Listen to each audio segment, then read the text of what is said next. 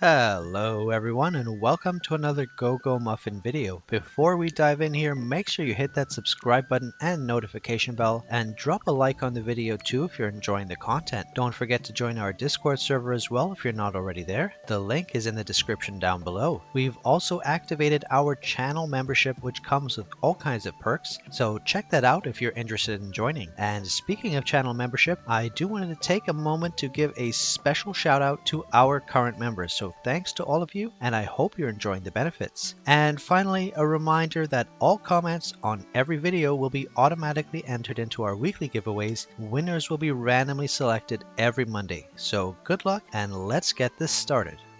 Okay, so it is time for slime. So we are in another Rampage week. For those who don't know, a reminder that the Rampage is an event that comes every second week. So it is a repeating event that comes every 2 weeks, regardless of any other events that are there. If there's another event, Rampage will stack on top of it. We're going to get it every second week. And these slimes change. Now, there are a handful of slimes that the game rotates between, and we are going to be taking a look at the most recent slime that we actually haven't seen in our game yet. I'm not sure how many more slimes there are that we're going to be having to study the mechanics for, but it is pretty interesting to see that they continue to come up with these interesting mechanics. So here we have the Rampaging Flame King. And once again, it comes with slightly different mechanics that at very first glance may be a little confusing, but once you understand it, it's super easy. It is all about your own movement and not really the movement of your party members. So if you screw up your own movement, that's your problem. If you get it right, that's great. You can't have someone else grief you, which is a nice change in my opinion, because I know a lot of people complained, especially when they used the auto matchmaking for the previous slime, that people would just stand in one spot and not move and grief the damage of the run. So definitely having a slime where you can control your own destiny is going to be a plus for a lot of people. So let's take a look quickly at the written mechanics here, and then we're going to do the fight just with Mercenaries to get a sense of how this actually works in practice. So once again, the ground is divided into 3 elemental sectors: water, wood, and fire. This is something we're used to from previous slimes. And again, the wood sector does benefit healing skills. For those who are healing the fight, you should be standing on wood, except when you have to move to avoid damage for one of the effects. So the Fire Slime King releases skills that cause these sectors to rotate either clockwise or anti-clockwise, or counterclockwise, depending on how you want to say that. Move to the water sector, following the instructions appearing above the Fire Slime King's head. Okay. The Fire Slime King can cause a lava rush on all sectors except for water ones, moving to the correct water sector to avoid damage and gain an elemental blessing.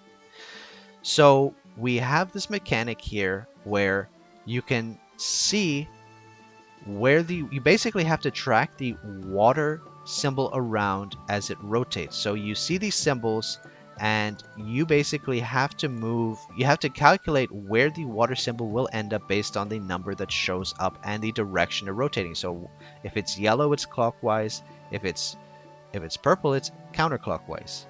And I think the easiest thing to do now is for us to just jump in ourselves and do a quick fight with Mercenaries, because once you see it in action, it's going to be like, oh, okay, that's pretty straightforward.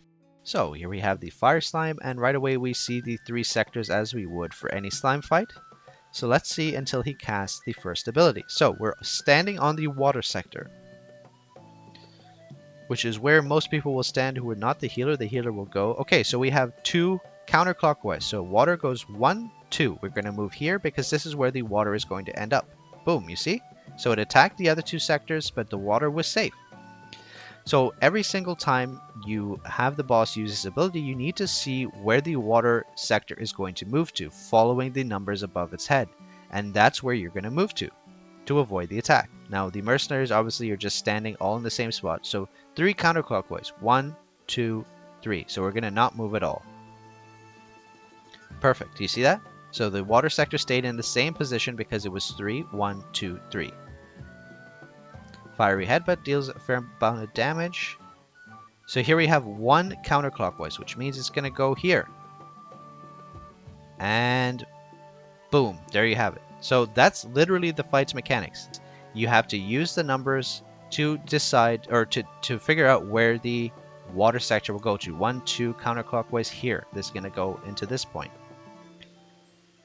And 1, 2, 3. So we don't move because 1, 2, 3 puts us back where we're standing. So I wanted to add a bit more footage on how to process when you have multiple numbers here.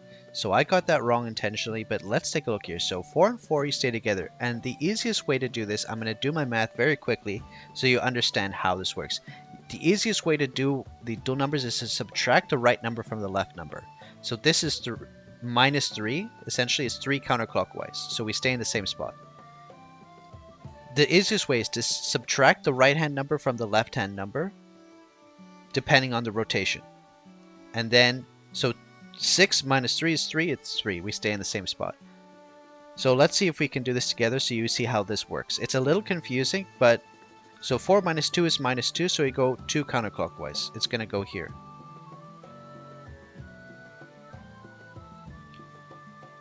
Three minus 5 is minus 2. It's going to go 2 counterclockwise. It's going to go here. You see how this math works? Now, if the number gets really big, 3 and 3, we stay in the same spot. When the number gets really big, like let's say it's 7, then just subtract multiples of 3. 3 minus 5 is minus 2, so 2 counterclockwise.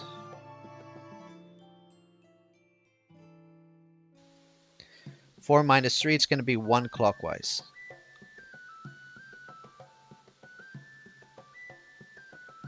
Are you starting to see how this works here? Because it is very confusing at the start, but you just have to view it as subtraction. Subtract the right from the left. One's going clockwise, one's going counterclockwise. And then you calculate. So 6 minus 9 is minus 3. So we stay in the same spot. 2 minus 9 is minus 7, which means it's going to be counterclockwise 1 because it's 3 and 3 and then 1. 3 minus 10 is minus 5, minus 3 is minus 2, so it's going to go here. You have to be really fast with the math, but you're subtracting the right from the left. It's 3. We stay in the same, and then you're removing 3's from it. So 6 minus 9 is 3. We stay in the same spot. 2 minus 5 is minus 3. We stay in the same spot. I hope I'm explaining this well, but you basically 9 minus 6 is minus 3. We stay in the same spot. And so that's basically how you approach this fight. I'm sorry my explanation was a bit fast. I had to be quite quick on the math on the fly. But again, just to summarize, you're going to be moving when you have two numbers. You subtract the right-hand number from the left-hand number because it's always going to be clockwise on the left, counterclockwise on the right. So if you view clockwise as plus, view counterclockwise as negative, then if you know you're in the negative, that you're going to be moving counterclockwise. And like I said, when the number is going to be above 3, subtract 3 from the number because 3 is going to be a complete rotation. And so if it's 7, we know it's 1. If it's 8, we know it's 2 because we're just taking 3's out of the equation. We take 3 out. If it's a higher number, we take 6 out, etc. And that's how you always know exactly how many spaces to move. So 4, you subtract 3, you move 1. 5, you subtract 3, you move 2. And that's how you approach this fight. And if you need any more explanation, if you don't find this quite as clear, then leave a comment down below and I'll do my best to explain it a little bit further. But that's basically how this fight works. Hopefully this helped, and good luck with the fight, and I will see you in the next video. Bye now.